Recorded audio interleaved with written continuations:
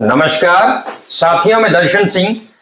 हमें हमारे ही क्लाइंट द्वारा कॉल किया गया और ये पता किया गया कि यदि मैं जिला गौतम बुद्ध नगर या आसपास के किसी भी जिले में प्रॉपर्टी लूं, आबादी की प्रॉपर्टी यदि मैं खरीदूं तो उसमें क्या क्या प्रोसीजर है। और सभी ये जानना चाहते हैं कि जैसे भी हम इन्वेस्टमेंट करते हैं 100 गज, 50 गज, 200 गज, 500 गज, 1000 गज, अपने बजट अनुसार जहां भी प्रॉपर्टी खरीदते हैं उसमें कितना पैसे का खर्च आता है। तो इस बात को लेकर हम सभी आमतौर पर कंफ्यूज रहते हैं और ये भी नहीं पता लगा पाते कि आखिर हम जिस प्रॉपर्टी को देख रहे हैं उसकी कीमत के साथ साथ उसको सरकार का जो दर्ज कराने का तरीका है, रजिस्ट्री जिसे हम बोलते हैं, उसमें कितना खर्च आएगा। तो आज ये वीडियो उसी पर होने वाली है।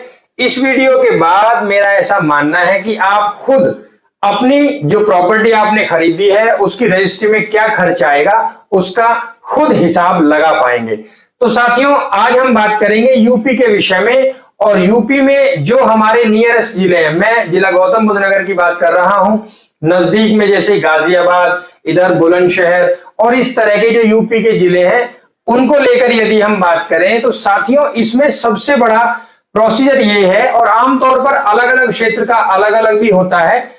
अब बात करते हैं रजिस्ट्री करानी कैसे है और किस तरह से उस पर हिसाब लगाना चाहिए। सबसे पहले आप अपने बजट अनुसार एक प्रॉपर्टी सर्च करते हैं। प्रॉपर्टी आपने देख ली, आपको अपने बजट में वो प्रॉपर्टी पसंद आ गई, और अब बात रहती है तो ये कि सबसे पहले ये जाने कि उसकी मार्केट वैल्यू क्या है। क्योंकि जहां कहीं भी हम प्रॉपर्टी देखते हैं कहीं ना कहीं हमें उस प्राइस पर प्रॉपर्टी बताई जाती है जो वहां की मार्केट वैल्यू है। अब मार्केट वैल्यू यदि मान लीजिए किसी प्रॉपर्टी की 10 रुपए है, और अब हमें पता करना होता है वहां उस क्षेत्र की जो प्रॉपर्टीज हैं उस कैटेगरी की उनका सर्कल रेट क्या है। सर्कल रेट दरअसल सरकार द्वारा बनाया गया एक रेट होता है जो अलग अलग क्षेत्र का अलग अलग होता है। ये सरकार का सरकारी रेट होता है जिससे वहां उस क्षेत्र की प्रॉपर्टी की कीमत लगाई जाती है। तो साथियों, अब हम पता करेंगे वहां का सर्कल रेट क्या है। सर्कल रेट के आधार पर ही अब हम आगे रजिस्ट्री का शुल्क निकाल पाएंगे। सबसे बड़ी बात यह है, आमतौर पर जब हम कहीं भी आबादी में निवेश करते हैं तो आबादी की प्रॉपर्टी आमतौर पर गज के हिसाब से खरीदी व बेची जाती है। लेकिन ये जो सरकार का रजिस्ट्री का प्रोसीजर है ये मीटर में किया जाता है। तो हम इस बात को लेकर भी कंफ्यूज होते हैं कि कई बार मैंने ऐसा देखा है कि हम लोग गज में प्रॉपर्टी खरीदते हैं और उसका इंटू करके, और जो उसका सर्कल रेट है या मार्केट वैल्यू है, कहीं ना कहीं उसमें कंफ्यूज हो जाते हैं। सबसे पहले मैं ये सुनिश्चित कर देना चाहता हूं कि हमने जो प्रॉपर्टी वहां आबादी में खरीदी है वो गज में होती है, उसके बाद हमें उसे मीटर में कन्वर्ट करना है। तो इसमें करने के लिए हम सबसे पहले क्या करते हैं, जैसे 1 मीटर में 1.196 गज होते हैं। तो ये एक फॉर्मूला होता है जिसे हमें कहीं ना कहीं मेमोराइज रखना होता है। इसी के आधार पर हम गज से मीटर में कन्वर्ट कर सकते हैं प्रॉपर्टी को। साथ ही साथ साथियों, मीटर में कन्वर्ट करने के बाद वहां जो उस क्षेत्र का सर्कल रेट है उससे हम उसके कुल योग को गुणा कर देंगे। जो एरिया है, एरिया को गुणा कर देंगे सर्कल रेट से। तो अब जो कुल मूल्य आया वो उस प्रॉपर्टी का वो मूल्य आता है जिसे हम व्हाइट वैल्यू के नाम से भी जानते हैं। दरअसल सरकार की नजर में जो उस प्रॉपर्टी की असल कीमत होती है उसे ही हम व्हाइट वैल्यू कहते हैं। अब हमने उस प्रॉपर्टी की व्हाइट वैल्यू निकाल ली। अब हम अपने आप खुद ये पता लगा सकते हैं कि हम जो इसकी रजिस्ट्रार में रजिस्ट्री कराएंगे उसमें यहां इस प्रॉपर्टी पर कितना खर्च आएगा।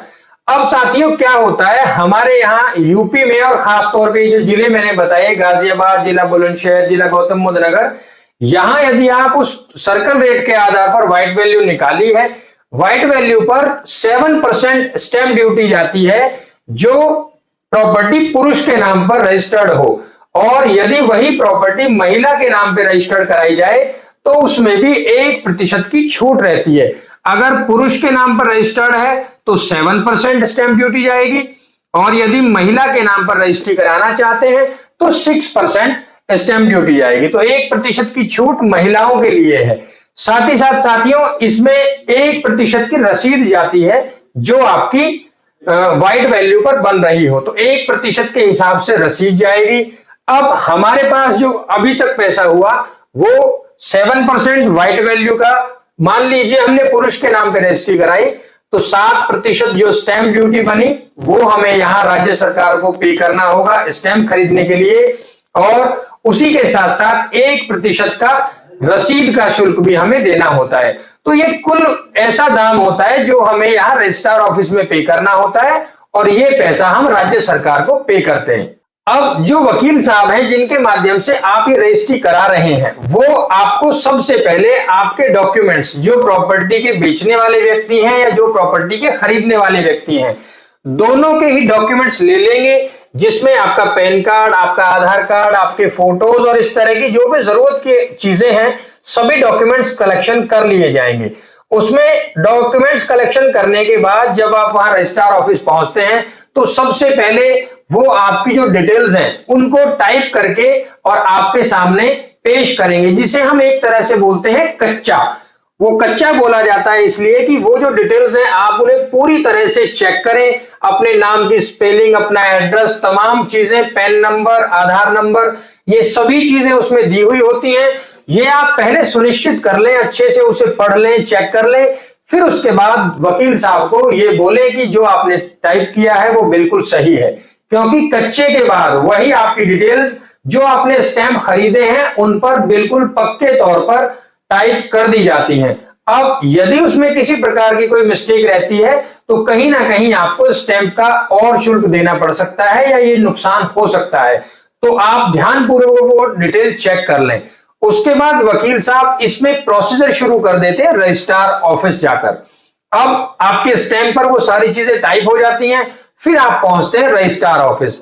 रजिस्ट्रार ऑफिस पहुंचने के बाद आपका सिर्फ काम यह होता है कि आप जमीन बेचने वाले व जमीन खरीदने वाले वहां पहुंचेंगे जहां रजिस्ट्रार की विंडो बोलते हैं, जहां कैमरे के माध्यम से और थंब इंप्रेशन के माध्यम से आपकी ये वेरिफिकेशन होती है कि आप जमीन बेच रहे हैं तो आप ही स्वामी हैं, या जो जमीन खरीद रहे हैं वो खुद वो स्वामी हैं जिनकी डिटेल्स यहां पर लिखी हुई हैं।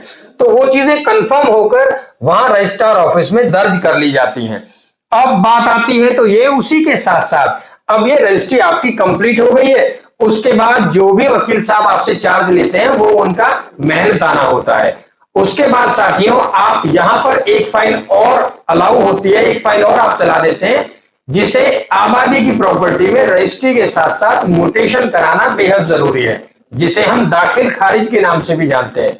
दरअसल कच्ची प्रॉपर्टी, आमतौर पर यह आबादी की प्रॉपर्टी को कच्ची प्रॉपर्टी बोला जाता है। तो जब आप इस प्रॉपर्टी में परचेज करने के लिए निवेश करते हैं तो रजिस्ट्री के साथ साथ दाखिल खारिज कराना बहुत जरूरी होता है, क्योंकि दाखिल खारिज ही ऐसा प्रोसीजर है जिसके माध्यम से आप अपनी डिटेल्स और अपना वो प्रॉपर्टी का टुकड़ा आपने खरीदा है ये चीजें दर्ज करा सकते हैं राज्य सरकार के खाते में।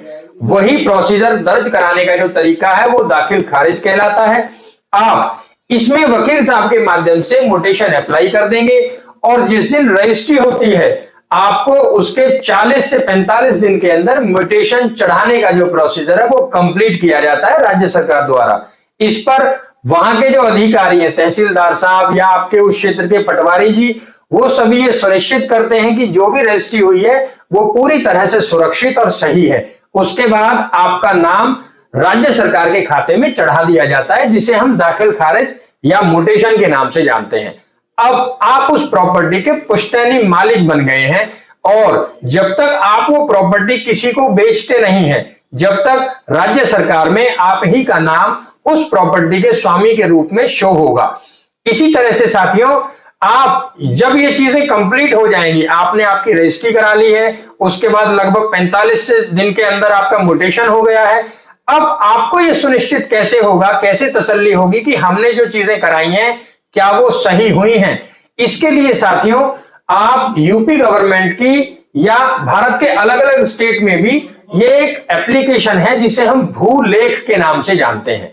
आप खुद अपने मोबाइल पर bhuleख.up.nic.in ये एक ऐसी वेबसाइट है जिस पर जाकर अपने जहां आपने प्रॉपर्टी खरीदी है अपनी उस प्रॉपर्टी की पूरी डिटेल डालने के बाद ये सुनिश्चित कर सकते हैं, चेक कर सकते हैं खुद कि आपकी जो प्रॉपर्टी है वो आपके नाम पर दर्ज हो चुकी है या नहीं हुई है।